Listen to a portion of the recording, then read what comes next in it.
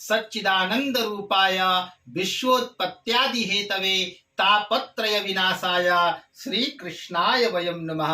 समस्त सनातनियों को जन्माष्टमी महापर्व की ढेर सारी शुभकामनाएं और बहुत बहुत बधाई। इस बार हम सभी सनातनी एक साथ एक दिन हम सब मिलकर के बड़ा ही हर्ष और उल्लास पूर्वक जन्माष्टमी महापर्व को मनाएंगे, क्योंकि प्रत्येक वर्ष जन्माष्टमी 2 दिनों का हो जाता था, लेकिन इस बार सारे शुभ योग सारे संयोग एक दिन प्राप्त हो रहा है। जैसा कि श्रीमद् भागवत महापुराण में बताया गया है कि भगवान श्री कृष्ण का प्रगटीकरण इस धराधाम पे भाद्रपद कृष्ण पक्ष अष्टमी तिथि रोहिणी नक्षत्र और बुधवार के दिन भगवान श्री कृष्ण का अवतरण हुआ था। जैसा कि वेदों में बताया गया है, भद्र भाद्रपद मास में जो हुआ, भद्र यानी कल्याण होता है। तो भाद्रपद महीने में भगवान श्री कृष्ण का अवतरण हम सबके कल्याण के लिए अवतरण हुआ था। और चंद्रवंश में भगवान श्री कृष्ण आए थे। चंद्रमा की सबसे सुयोग्य और सुंदर पत्नी रोहिणी नक्षत्र में भगवान श्री कृष्ण का अवतरण हुआ था, और भगवान श्री कृष्ण का अष्टमी तिथि के दिन आए थे। तो 8 अंक भी भगवान श्री कृष्ण को सबसे अति प्रिय है, क्योंकि भगवान विष्णु का अष्टम अवतार भगवान कृष्ण के रूप में इस धराधाम पे हुआ था, और देवकी के 8वें गर्भ से भगवान श्री कृष्ण का अवतरण हुआ था। और भगवान श्री कृष्ण के 8 पटरानियां थी, और भगवान श्री कृष्ण के सबसे प्रिय गीता के 8वें अध्याय के 8वां श्लोक है। इसलिए 8 अंक जो होता है न्यूमरोलॉजी के अनुसार उसके शनि स्वामी होते हैं, और शनि देव जो होते हैं वह कर्मों के मालिक होते हैं। तो भगवान श्री कृष्ण से हमें सीखना चाहिए। जब भगवान श्री कृष्ण का अवतरण हुआ इस धराधाम पे, तो उस समय बड़ा ही विषम परिस्थिति थी। पूरे संसार में अंधकार छाया हुआ था, अर्धरात्रि थी, उनके माता पिता को बेड़ियां लगी हुई थी, और सारे पहरेदार सो रहे थे। भगवान वसुदेव भगवान श्री कृष्ण को एक टोकरी में लेकर के और गोकुल की ओर चल दिए।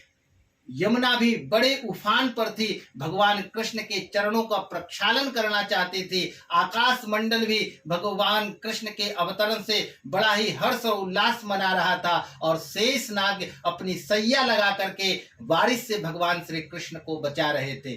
तो इस दिन जो भी भक्त भगवान श्री कृष्ण की साधना करते हैं, व्रत करते हैं, दान करते हैं, उपासना करते हैं, साधना करते हैं, जप मंत्र करते हैं, तो उनके जीवन में पूरे साल भगवान श्री कृष्ण की अनंत कृपा प्राप्त होती है, और उनके जीवन में सदैव सुख शांति समृद्धि की प्राप्ति होती है। तो भगवान श्री कृष्ण का जन्मोत्सव हम सभी बड़ा ही सात्विक होकर के अगर मनाए, तो भगवान कृष्ण की शीघ्राति शीघ्र कृपा प्राप्त होती है। प्रातः कालीन ब्रह्म मुहूर्त में उठ करके स्नान आदि क्रिया करके, और जब आप स्नान करें तो उसमें थोड़ा सा गंगा जल और तुलसी पत्र डालें, और ओम नमो भगवते वासुदेवाय नमः का इस मंत्र को बोलते हुए आप स्नान करें। और अगर आपके जीवन में बहुत सारी क्लेश आ रही है, बाधाएं आ रही है, दुख आ रही है, अशांति आ रही है, तो एक बड़ा ही अद्भुत और चमत्कारी श्रीमद् भागवत महापुराण का मंत्र बता रहा हूं।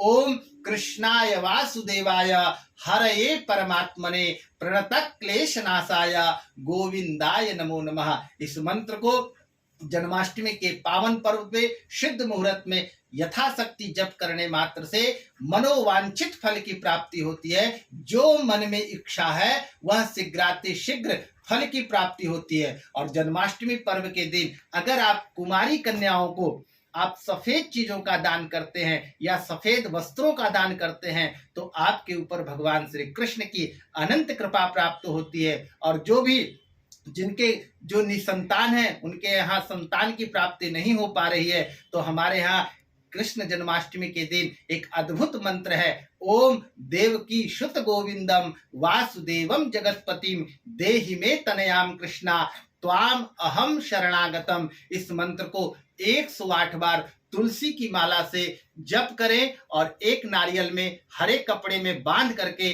भगवान श्री कृष्ण को अर्पण करने मात्र से शीघ्राति शीघ्र पुत्र रत्न की प्राप्ति होती है, और उनके जीवन में पूरे साल सुख शांति समृद्धि की प्राप्ति होती है। और जैसा कि दुर्गा सप्तशती में कहा गया है, नंद गोप गृहे जाता यशोदा गर्भ संभवा ततो नासिष्यामि विंध्याचल निवासनी। जय श्री कृष्णा। पुनः सबको जन्माष्टमी पर्व की ढेर सारी शुभकामनाएं, बहुत बहुत बधाई।